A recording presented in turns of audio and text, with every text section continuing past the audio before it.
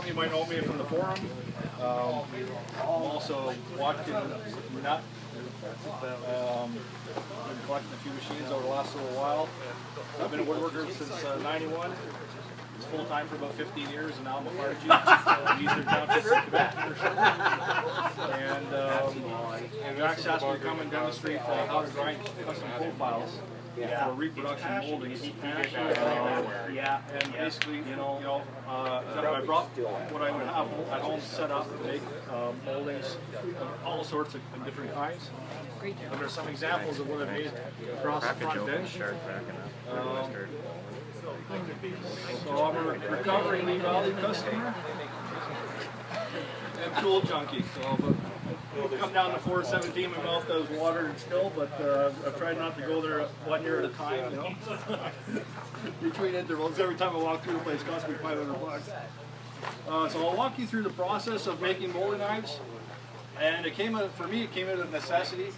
I was losing jobs for other material and other bits and pieces of contracts because I didn't have the molding, custom molding capacity. So I started doing some research, and I bought a little molding machine called the Williams & Hussey.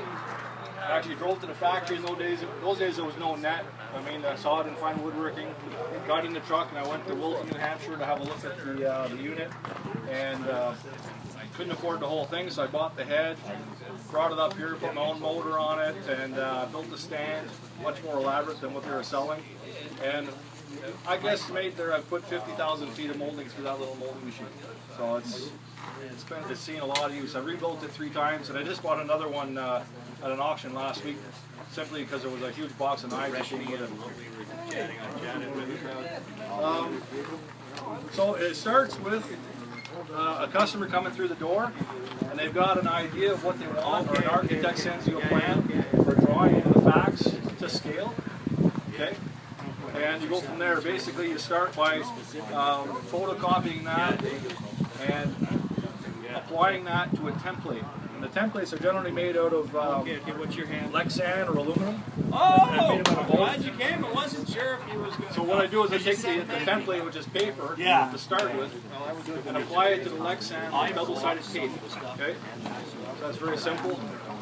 But it's got to be applied accurately so that your baseline here is parallel to the back of the knife.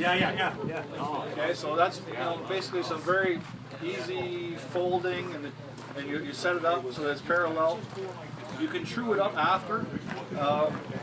Making molding knives, I can tell you that is your greatest asset right there, because you can go along and measure if it's going to be true and straight as you make the knife. Sometimes you need to adjust it. Most of these profiles are made using hand tools, but I will take the worst of it out with a bandsaw blade or a scroll saw or something like that.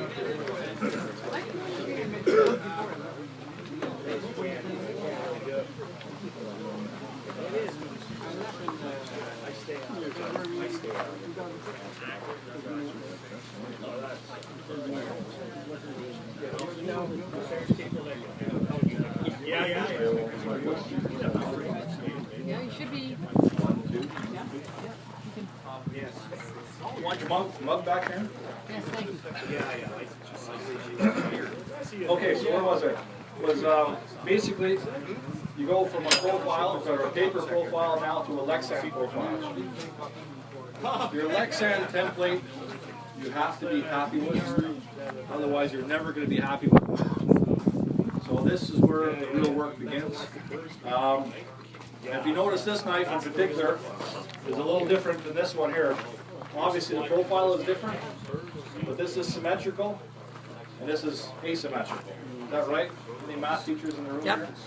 Okay, so symmetrical, when that molding goes through the head, if there are no identifying points that make it a left or a right or an inside and outside, and the client turns the board end for end and it's off, and the 2 ends don't meet when they do a butt joint, you're in big trouble. See, this is where the calipers come into handy. It's quite a trick to make a symmetrical knife. If you're working off a center line and you're working precision by the thou as you move out, because you end up with getting what's called compounding error. Anybody's built a set of stairs and and cut the stringers out, had been out an inch at the other end, understands what I mean. So a symmetrical knife is a whole different level when it comes to making the molding knives, especially if you're going to sell them. If you're just making them for yourself, you put a saw curve down the back of the piece of wood, and you know which way they would go together, so your profile is right. Because if you cut them on a 45 and it's off, your error will be multiplied by the 45, so you're going to be way off, okay? So, again, coming back to the template, it's applied with just with a double-sided tape. You take the worst of it off with a bandsaw, and believe it or not, hand files, you know, different various widths and diameters do a lot of the work.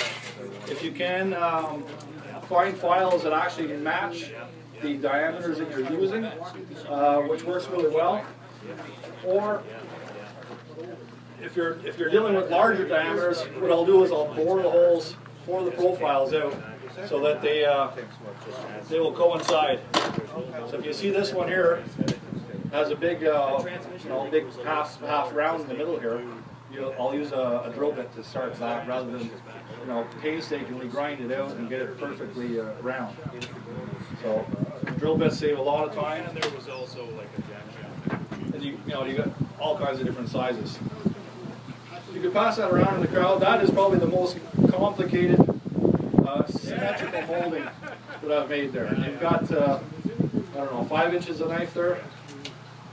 When I started making these, Williams and Hussey would have sold that to me for the kind sum of $400. Okay, so I buy the knives through a wholesaler in long bars, 25 inches out of Quebec. It's called VL Tool. Yeah, Quebec. I think they moved recently. So you buy 25-inch bar for about $125 now. So you're looking at $5 an inch. So every inch of molding is going to cost you about $10 for the molding knife. So you got a 5-inch, you're looking at what, $50, $60, whereas they were charging me $400 to have that made. Again, the work is in making the template. VL, when they have a video now, which was a real eye-opener, which was great. They actually they are quite hard on their grinder, and they actually use it after to sharpen the profile. Myself, I don't touch the profile after it's been ground. I take it and have it surface ground. Rather than get into the profile, I make sure my profile is perfect. After that, it's just ground with a straight grinder on a surface grinder, back and forth. It takes a few thou off. With a 1/4-inch knife, you can run thousands and thousands and thousands of feet molding before you're anywhere near being in danger of being too thin. Now, VL leather bars, they range anywhere from 1/4 to 3/16. And then the widths as well, you can buy different widths of bar. The 2 different types of bar that you have. You have corrugated back, if anybody's using a shaper head, such as this in the front here. This is a corrugated shaper head, and the corrugations help register your knives when you're doing your setups after you've taken it out of the head. If you have enough heads, you can take it in the head, or you can use the corrugations to help line things up. Back in the 90s, I convinced VL to start buying bars pre-board for Williams and Hussey older heads, because there's approximately 50,000 machines in North America, because they've been building them since the 50s. I also convinced them to make a head that matched the molding head. I know Jack said inside the square heads are out and round heads are in, but Williams and Hussey will disagree, because they've been making the square heads since the 50s. They use tempered bolts, which are rated for 120,000 PSI. They're graded bolts, so I've never had one come loose that I had tightened down properly. If I had not tightened it down properly, it may have rattled, but if you listen to your machinery, you know in a hurry that to shut it off. Now, getting to the profile grinding end of things, once you have your profile made in the vise here, the whole process of going through with it, depending on the head, it's going to take anywhere from an hour to 2.5, 3 hours. So I'm not going to bore you with that. But I just want to explain to you that it's quite simple. You start off with your bar stock. Okay. What I do is I use this machine here, drop it in, and I'll generally have a mark with a sharp pencil for where I want to cut it. I'll just cut that off as precisely as I can to make a matching pair, or in that head there's 4 knives. Generally there's 2 or 4. And I'll grind them off as precisely as I can. Once I get the plank ground off, I'll take an accurate square. You just try and see if it's been ground square. If it hasn't been ground square, I'll come over to the grinder here, grind some off, make both ends square. Now, it's not that crucial with the Williams or Hussey, but it is crucial with the shaper heads, because when it comes time to set up the shaper head, the edge here is actually a registration point, so that all of these profiles will be the same and you know, matching as the head turns. If they're all 45, or not 45, but if the angle's off and you go to set them up, then you don't really know where your registration point is. So you want to have an index, and the whole side of it being flat and square is even better, because you can set it on a square table or a piece of granite, which is even better for setup.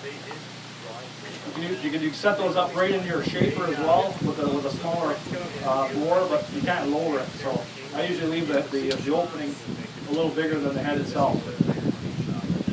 Now, once your knives are cut and squared, the one thing I don't have here is a scale.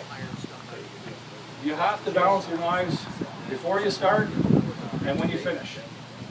Because I'm told by the folks in the world who are quite wealthy in molders, I have a friend of mine who has a molding machine that's worth $300,000. A Weinig, 8 or 9 heads. But apparently it's a good one, right? Apparently it's a good one, and apparently makes money with it, because he's got 4 men feeding it. So he was telling me that 10 grams at 7,000 RPM is equivalent to being out of balance by 400 pounds. So that's pretty tough on the bearings. The bearings aren't going to last very long if your machine is vibrating all the time.